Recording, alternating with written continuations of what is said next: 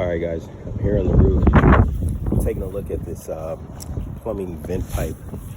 So around every plumbing vent pipe, you should actually have like a boot that goes around that vent pipe to keep moisture from entering into the home. Here you can see there's no vent pipe. I'm sorry, there's no boot on this vent pipe.